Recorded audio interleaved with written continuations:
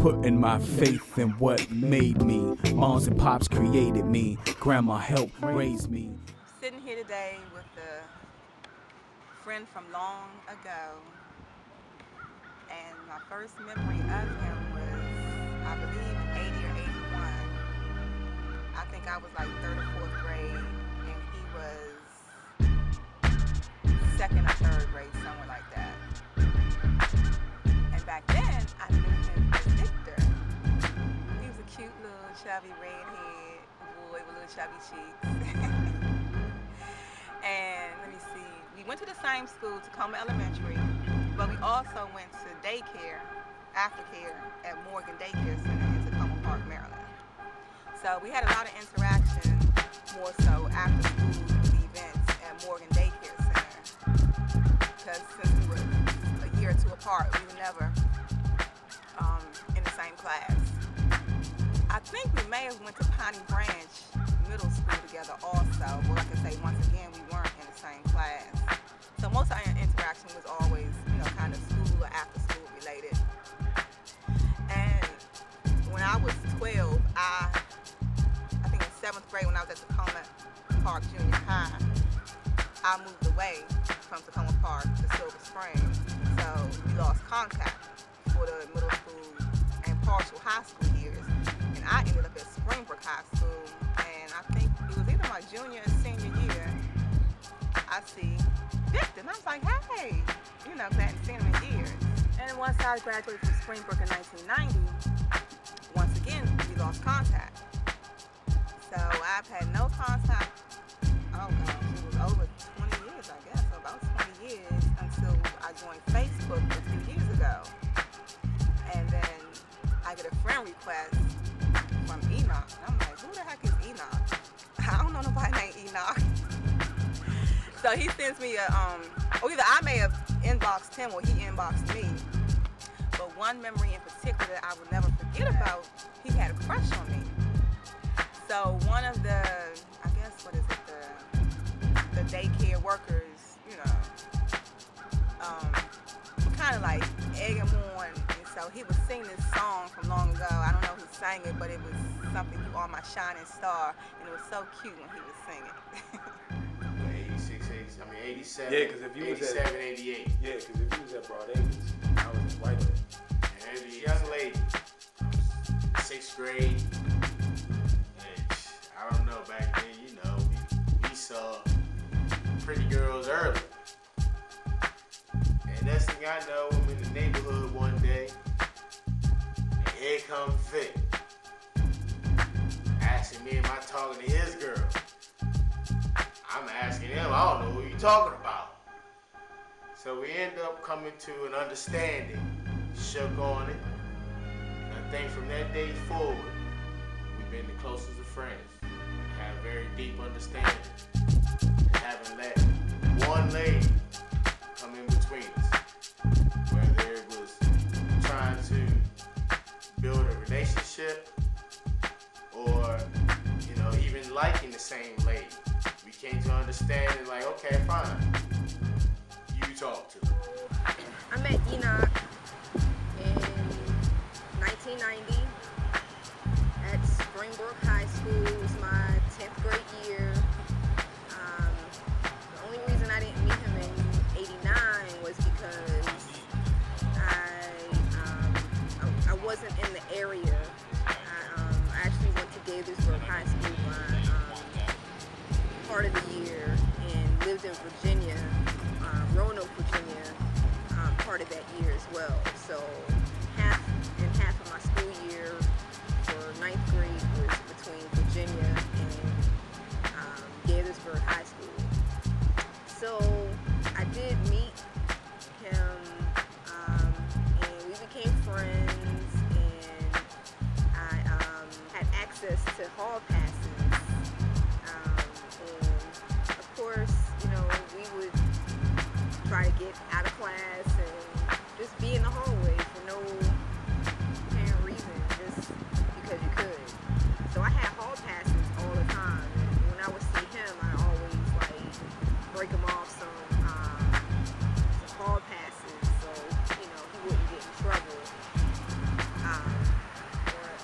untold story is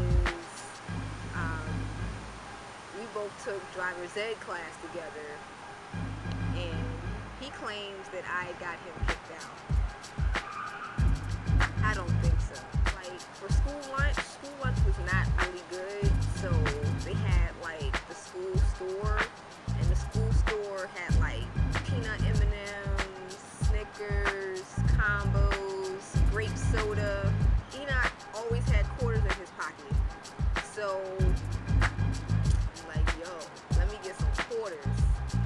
Can you get me some of them combos, or give me some of them peanut M&Ms?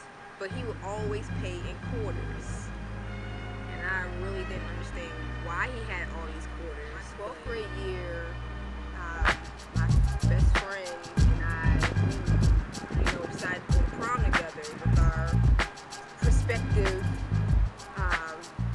dates, and of course, we planned this big shindig with the limo, and I had my prom dress made, handmade, and it up until that night, everything was perfect. But that day or that night, like, my date never showed up, and I ended up going to the prom with my god brother. But I kind of wanted to go with him on my way to work, and he ended up getting on the same bus. And this was like after we had graduated and everything, and I had had my daughter, my oldest daughter, and we were on the bus, and I felt like I wasn't going to see him again for like a long time. So, we were talking up until he got to his bus stop, and I decided, like, in my head, I'm going to kiss him before he gets off the bus. And right before he got up, I kissed him real quick, and his face was like, what? I did it, and that was it. And I was like, but nothing ever came of it up until I hadn't seen him for like years after that. It must have been like, that must have been like 93 when I saw him on the bus. And then I didn't see him again until 2000, after he had graduated from college. Summer 2007, I believe. Working with Apparel and Shayla, Lady J.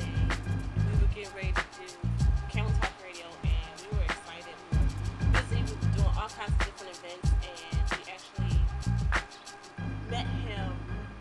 We got him in Earth to do a performance course for our first hosting gig.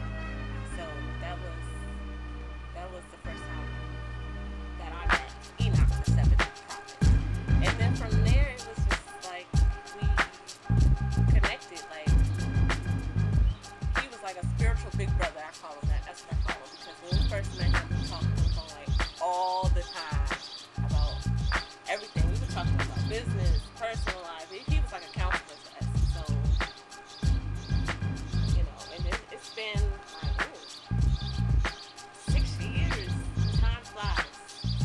And over the time, he's always supported everything that we've done with Can We Talk Radio. And then personally, just always staying connected and always being personal and always giving advice and always helping out and always being an inspiration. And one thing I always saw him do was he was always very busy. He was always into everything, but he was very passionate about it. He did it 100% all the way. So it was never no half step. So it was almost like inspiration to have him as a friend and somebody I can call on and somebody who always supported. And if I messed up, he'd be like, Miss Chris. I hated to hear her say Miss Chris, because then I meant I was slacking or something. So I was like, okay, all right, gotta step it up. But yeah, I would call him my spiritual big brother. When you call him